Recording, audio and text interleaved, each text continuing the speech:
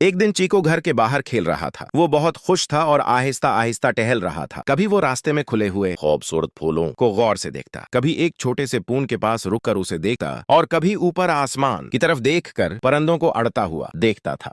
चीकू को नई नई चीजें देखना बहुत अच्छा लगा। वो हर चीज को बड़े गौर से देखता और मुस्कुराता हुआ आगे बढ़ता जाता। चलते चलते अचानक उसकी नजर जमीन पर पड़ी। एक पुरानी मगर चमकती हुई पेंसिल पर पड़ी। पेंसिल थोड़ी सी पुरानी लग रही थी, लेकिन इसमें अजीब सी चमक थी। चीकू रख गया और हैरानी से बोला, अरे ये पेंसिल तो बड़ी अजीब है। उसने पेंसिल को हाथ में उठाया और एक लम्हे के लिए उसे गौर से देखा। पेंसिल हल्की हल्की चमक रही थी, जैसे उसमें कोई राज छिपा हो। पेंसिल मिलने के बाद चीकू खुशी खुशी घर वापस आ गया। वो सीधा अपने कमरे में गया और अपनी स्टडी टेबल के पास बैठ गया। चीकू ने अपनी ड्राइंग बुक निकाली कि सबसे पहले क्या बनाया जाए। फिर उसने आहिस्ता आहिस्ता अपनी ड्राइंग बुक में एक सेब ड्रॉ किया। अचानक वो सेब कागज से निकलकर हकीकत में चीकू के सामने आ गया। फिर उसने सोचा, चलो कुछ और बनाकर देखते हैं। चीकू ने पेंसिल से एक मजेदार आइसक्रीम ड्रॉ की और अगले ही लम्हे आइसक्रीम भी हकीकत में सामने आ गई। चीकू की आंखें हैरत से खुल गईं। वो बहुत खुश हुआ और जोर से हंसने लगा। अब तो चीकू की खुशी का कोई ठिकाना नहीं था। ड्रॉ की उसके बाद उसने एक छोटी सी कार ड्रॉ की और वो भी जादुई तरीके से सामने आ गई। चीकू हैरान भी था और बहुत खुश भी। वो देखता जा रहा था कि पेंसिल से जो कुछ भी वो ड्रॉ करता है सब जादुई तौर पर हकीकत बन जाता है। इसी वक्त पेंसिल हल्की सी चमकी और नरम सी आवाज में बोली। पेंसिल ने चीकू को समझाया कि यह जादू सिर्फ अच्छे कामों और पढ़ाई के लिए इस्तेमाल होना चाहिए। चीकू ने बात समझ ली। उसने फौरन अपनी किताबें निकालें और पेंसिल के साथ पढ़ाई शुरू कर दी। वो ड्राइंग बुक में दिलचस्प चीजें बनाता और खुशी से सीखता रहा।